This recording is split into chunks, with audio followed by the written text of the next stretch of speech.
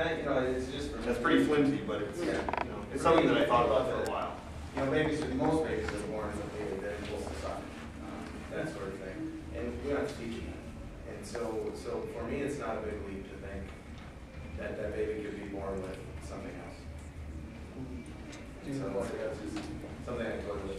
It's something that definitely needs more study. Yeah, there was a recent study that talked about how the richness of a mother's life can affect children's intelligence.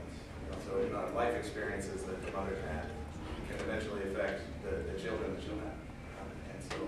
And so it's a very vague related. It'll be an interesting course of study to follow.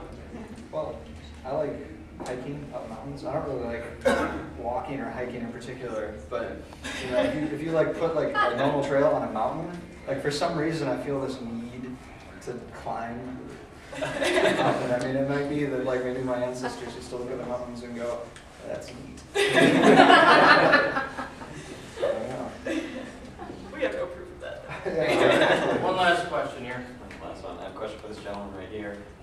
Correct me if I'm wrong, but is it safe to assume that seems how you're recently coming out, recently a non-believer, that your family is generally strong believers? My mom believes that God is in nature around us. She doesn't believe in a personal God. That there's somebody that designed the universe. So just not real strong in your direct family? My further away relatives are actually Missouri Synod, so they believe the Bible exactly the way it says. And that's more so what pushed me to atheism, I guess.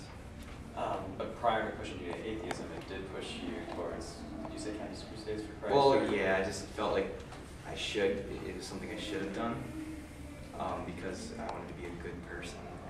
That's what everybody expects you to do is like be a good Christian boy.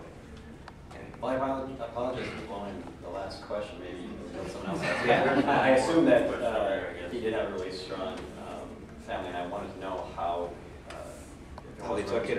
Yeah. Well, they don't like it at all, but I just decided not to bring it up anymore.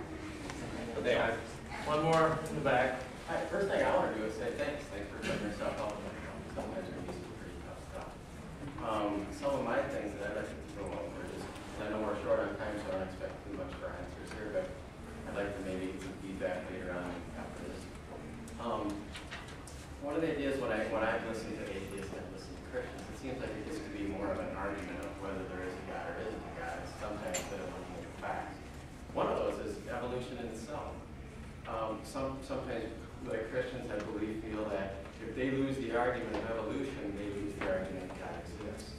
And atheists, I feel, see the same thing. If evolution gets disproven, then they lose their idea that there isn't a God. But what if neither one is the case? What if evolution does exist? And I believe it does. It doesn't necessarily mean, quote, man came from apes, but who cares if he did? He didn't. If that's part of the creation, why do we argue and have a problem with it?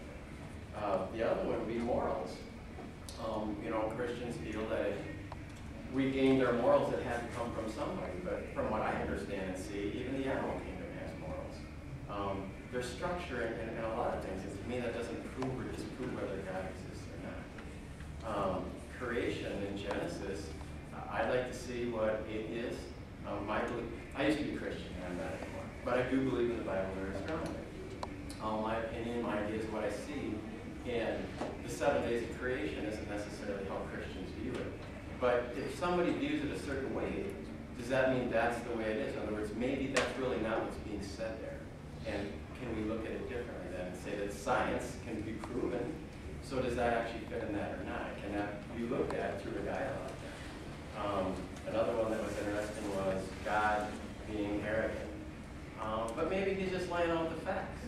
Not really saying, you have no other gods before me. I guess that would be like the dean of the MSU here saying, I'm the president of MSU. We wouldn't be expected to go to the librarian and say, well, would you lead us? So maybe there isn't arrogance in that. The last one is, maybe God has revealed himself. He has been rejected. And even today, through even Christianity, through other religious beliefs, quite honestly, I believe Jesus Christ is the Antichrist. And I believe that can be proven. Well,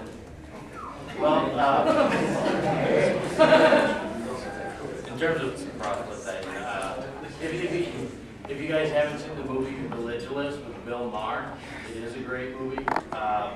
If you're Christian, if you're atheist, if you're anywhere in between, it's thought-provoking at the very least. So, yes, Andy is one of my favorite comedians before I even knew he was an atheist. So, actually, he's an agnostic. Anyways, if you get a chance to check it out, I'd recommend it. We are going to be heading over to